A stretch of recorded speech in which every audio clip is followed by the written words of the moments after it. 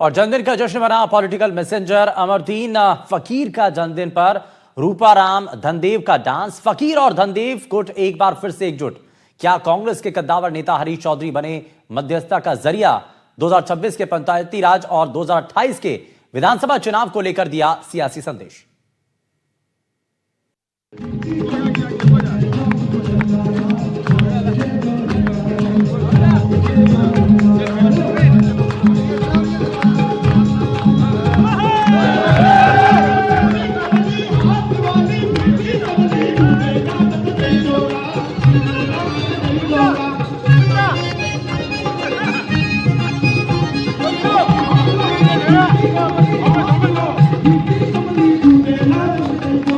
कहते हैं सियासत में ना कोई हमेशा दोस्त होता है और ना कोई हमेशा दुश्मन।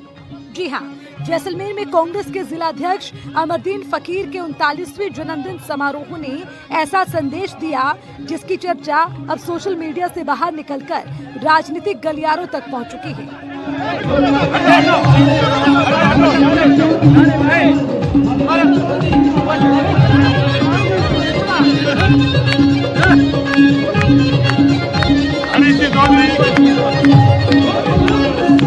जहां सालों से एक दूसरे के विरोधी रहे फकीर गुट और धनदेव गुट भी नजर आए। जन्मदिन में 39 केक चर्चा का विषय रहे। वहीं पार्टी में रूपाराम धनदेव का डांस वायरल हो गया, जिसने राजनीति में हलचल मचा दी।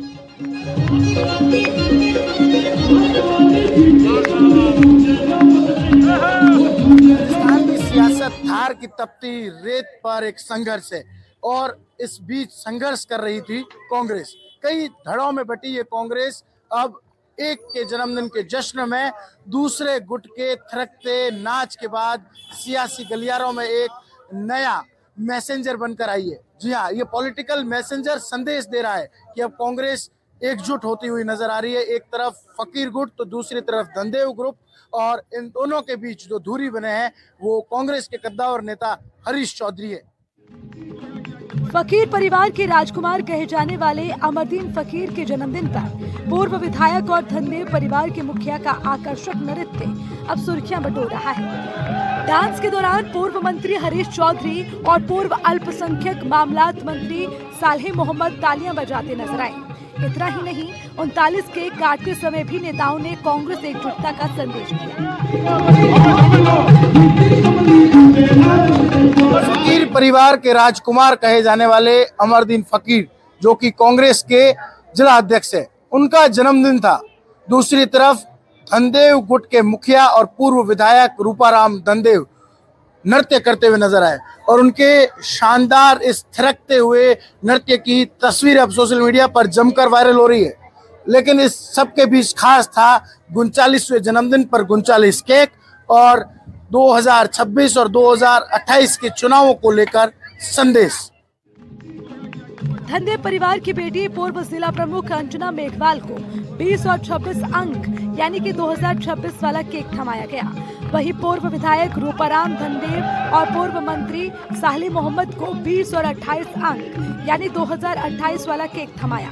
ये सीधा संदेश था कि पंचायती राज चुनाव और विधानसभा चुनाव में सबकी भूमिका तय हो चुकी है और कांग्रेस अब एकजुट है। 39वें जन्मदिन के केक कट रहे थे। उससे पहले हरीश चौधरी ने 20 और 28 अंक का केक सालेह मोहम्मद और रूपाराम के हाथ में थमा दिया।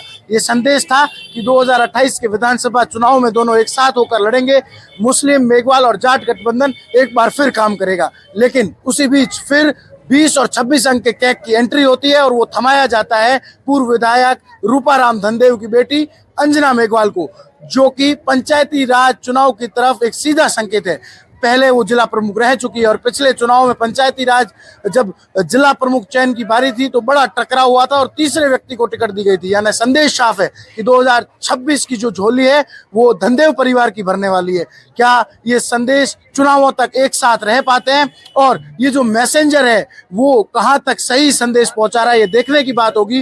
लेकिन कहीं ना कहीं राजनीतिक गलियारों में ये चर्चा बनी हुई है कि दोनों गुट एक हो चुके हैं और इसकी जिम्मेदारी जो है वो हरीश चौधरी को आलाकमान ने दी थी और हरीश चौधरी ने इस जिम्मेदारी को पूरा मनाने के लिए जो है वो फकीर परिवार के राजकुमार को पहले मनाया और अमरदीन फकीर के जिला अध्यक्ष बनने के साथ ही कांग्रेस एकजुट हो गई है।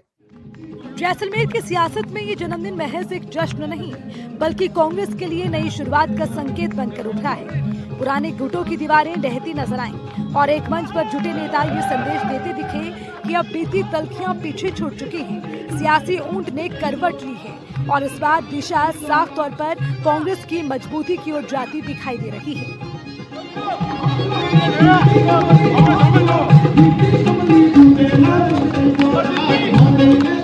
जैसलमेर से श्रीकांत व्यास की रिपोर्ट, एनडीटीवी राजस्थान।